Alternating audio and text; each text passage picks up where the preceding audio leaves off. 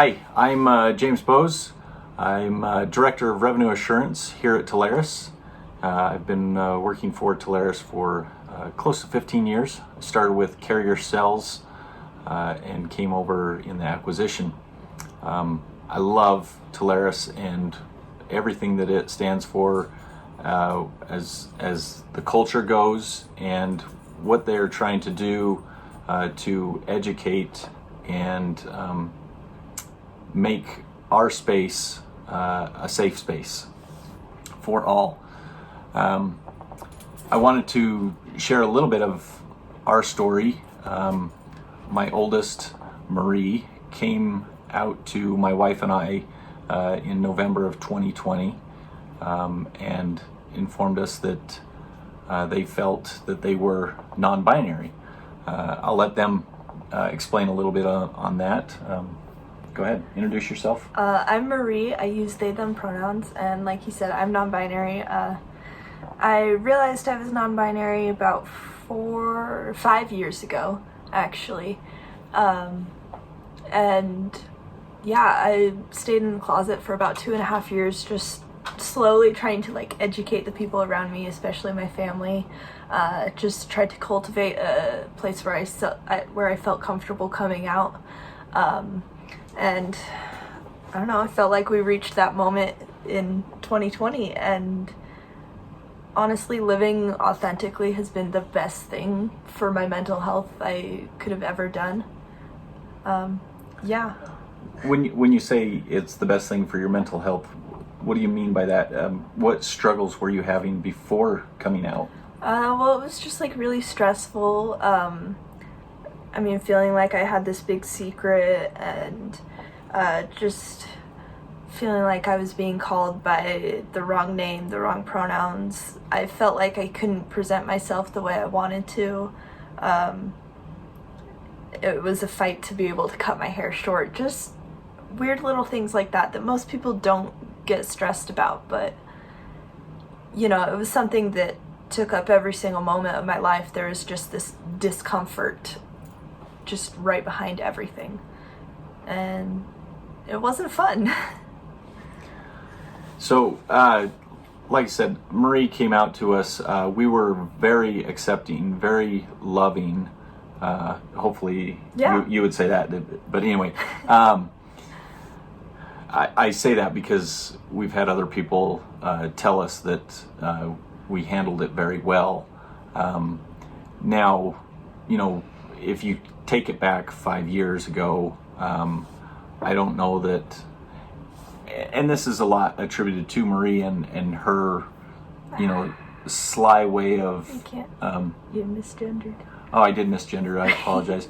And thank you for that.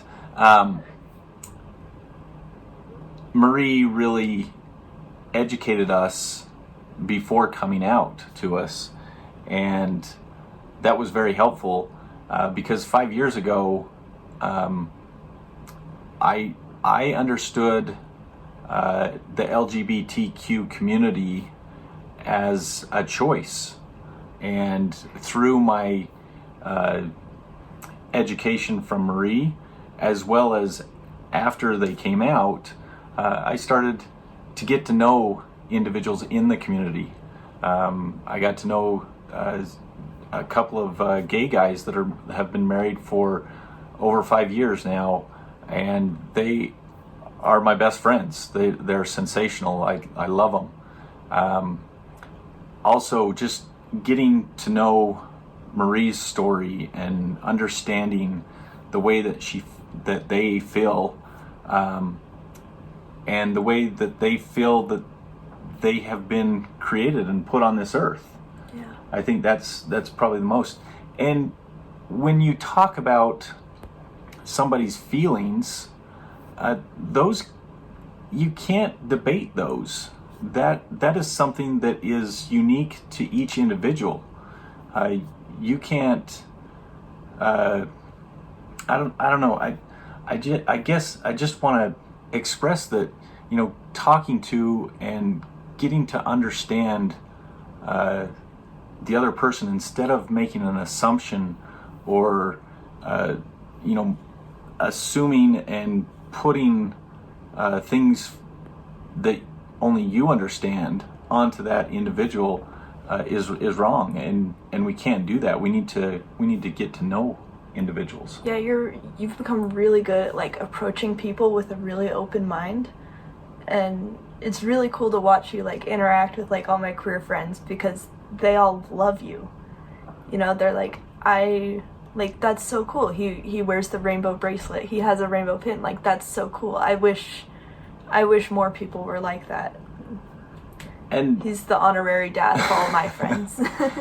and so, that's small things that I try to do. Wearing the rainbow bracelet.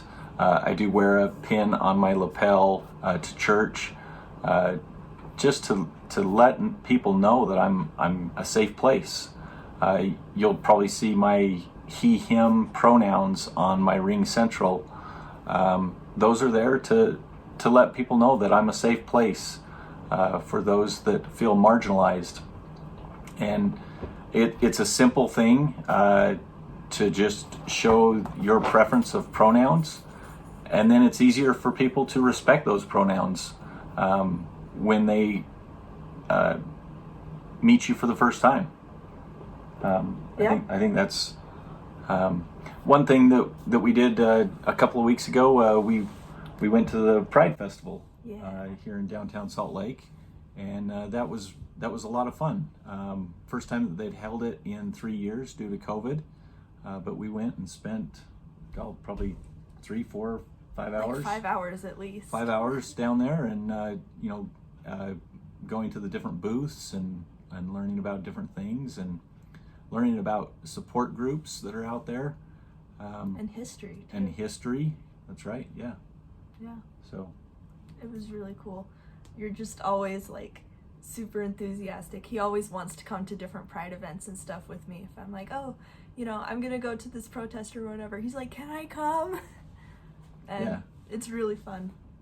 Yeah, it's simple, and I think the bottom line is just, getting to know individuals as human beings, human individual beings. Yeah, it's really quite simple. It is, and not casting our judgment and our assumptions on others. Yeah. So, do you have anything else? I mean, lots of times people think that being supportive is the same as being tolerant. Like, okay, gay people exist, I'll deal with that.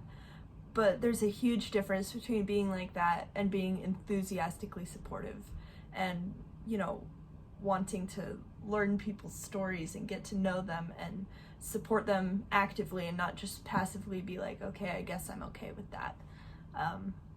And he's really good at being enthusiastically supportive. Cool. Yeah. Thank you. Of course. Anything else? I don't think so. All right.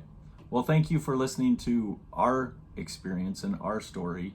I hope you can go out and find others and listen to their story, get to know them.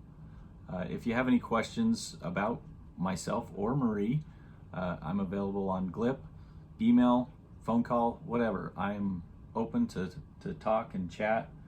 I would say I don't have all the answers, but I'm definitely somebody that would, help you. Yeah, willing, and will listen and help through any questions that you have. Whatever I can do. Yeah. All right. Thank you.